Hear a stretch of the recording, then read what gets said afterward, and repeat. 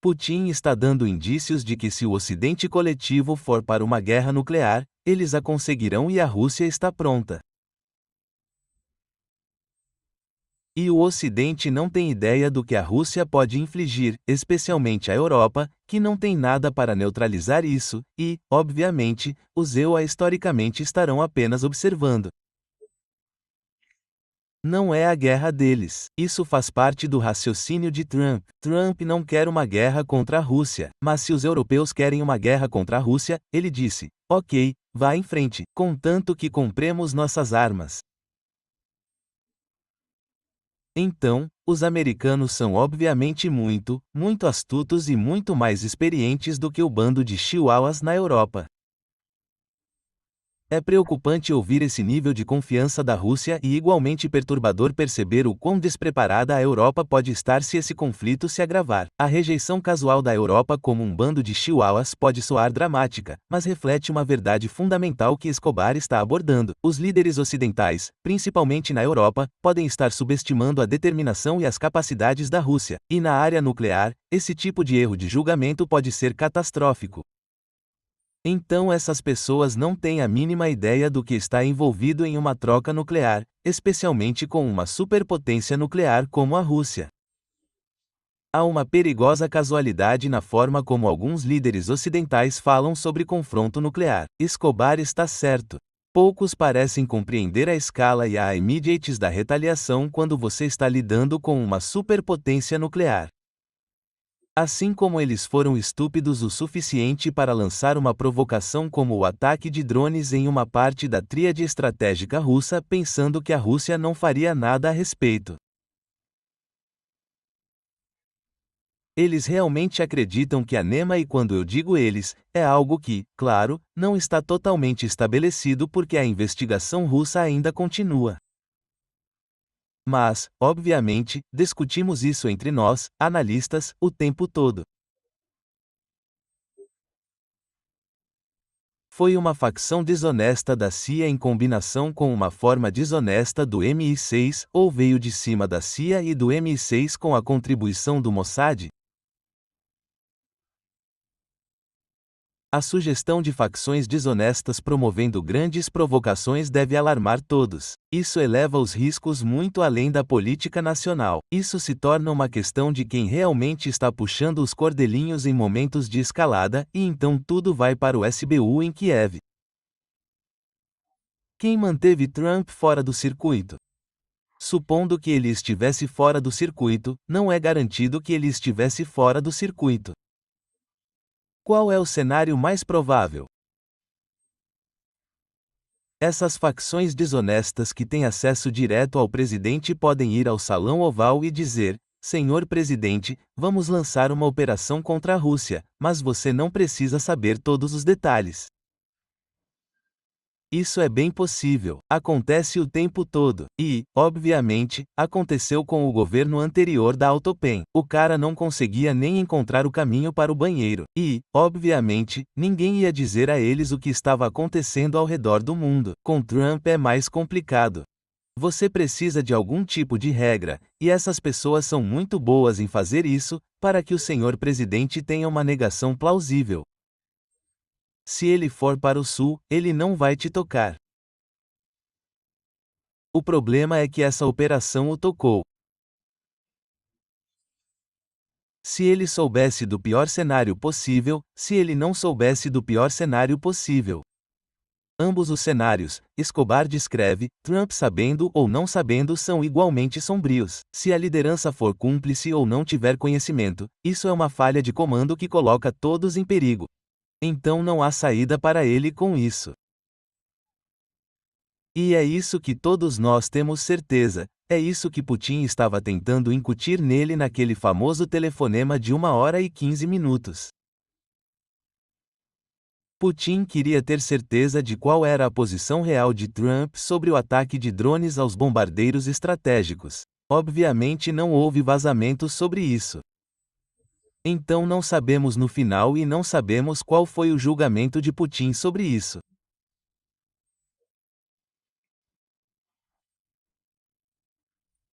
Mas a forma como isto está a progredir e agora muito, muito rápido, qualquer que fosse a posição de Trump no circuito, fora do circuito, parcialmente no circuito, não importa porque o que aconteceu provavelmente foi a faísca final para Putin.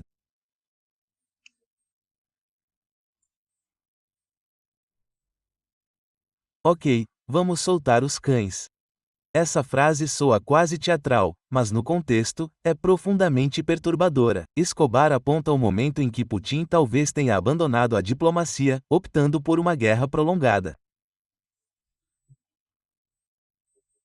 A Ucrânia faz parte de um cenário muito maior, que era exatamente o que aquelas cartas que Putin enviou a Washington e à NATO em dezembro de 2021 diziam. Vamos falar sobre a indivisibilidade da segurança para todos, o espaço europeu, o espaço eurasiático como um todo e, claro, incluindo vocês, americanos. O que implica como vão, digamos, reorganizar a NATO. Não houve resposta. E, de facto, foi Lavrov? Eu deparei-me com isto há algum tempo.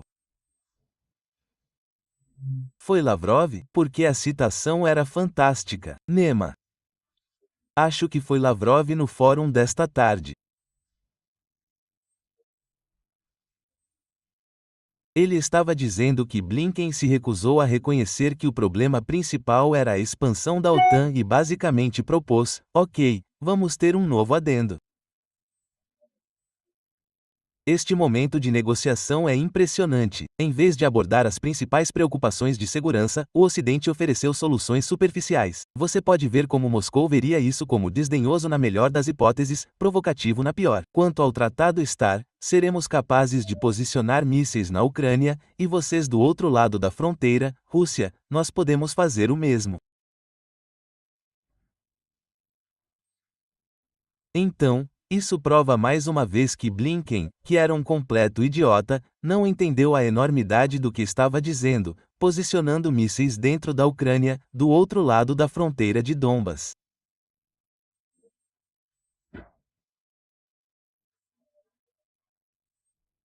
Então, Lavrov mencionou isso esta tarde e ficou surpreso quando mencionou isso e muito poucas pessoas sabem disso porque isso fazia parte de sua negociação secreta entre as cartas que foram enviadas em dezembro e o início do SMO que foi em fevereiro.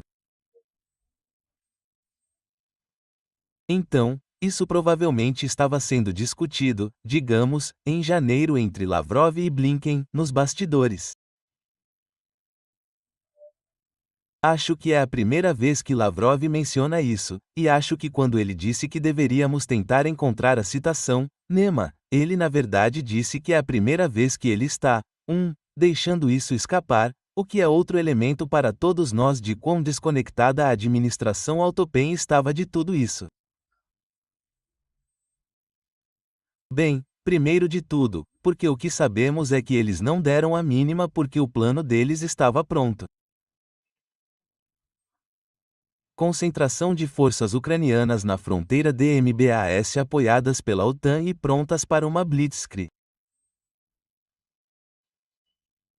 E isso é o que o SVR, Inteligência Estrangeira Russa, tinha certeza de que isso aconteceria.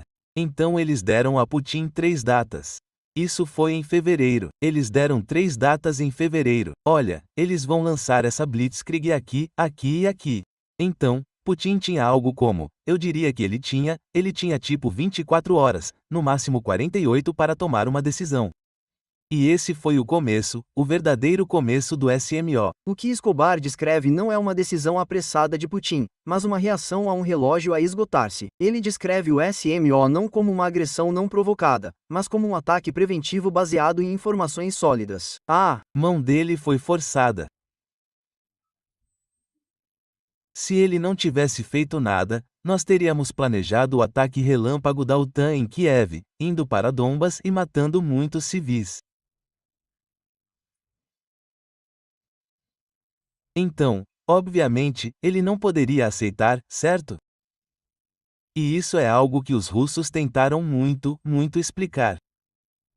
Obviamente, o Ocidente nunca ouviria, mas grande parte do Sul global entendeu. Por exemplo, quando Xi Jinping veio visitar Putin, Putin explicou pessoalmente a Xi Jinping tudo o que estávamos falando em detalhes. E então Xi Jinping finalmente se convenceu de que sim, obviamente não havia mais nada que ele pudesse fazer. Se acontecesse com a China, ele teria que tomar a mesma decisão. O paralelo com a China é revelador. O ponto de Escobar é que qualquer nação soberana, quando encurralada estrategicamente, tomaria a mesma decisão. É um lembrete para ver essas decisões por mais do que apenas uma lente ocidental.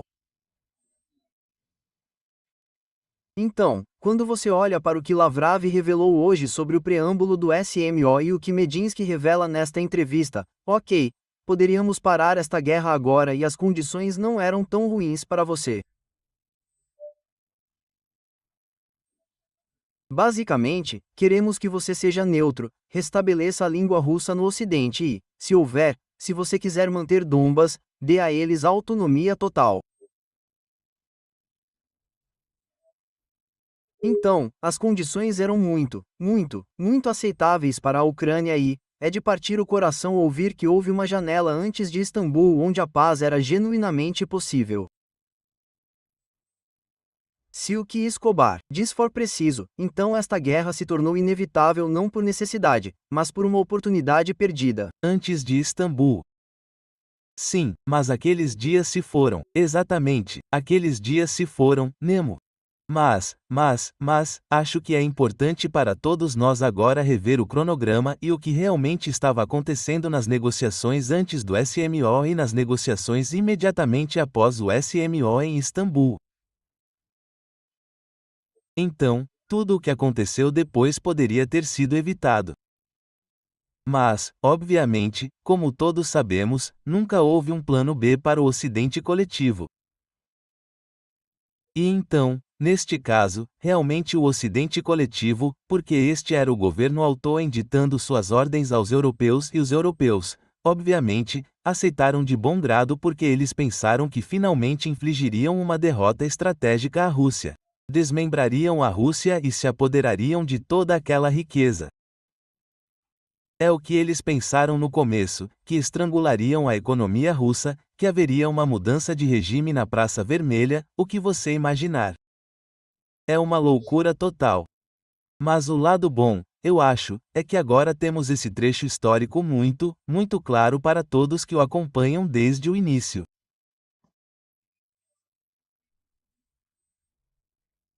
E os russos, quando analisam o que acontece desde dezembro de 2021, estão cada vez mais convencidos de que não há outro caminho a não ser a desmilitarização completa da Ucrânia e da OTAN ao mesmo tempo, que é o que já está acontecendo.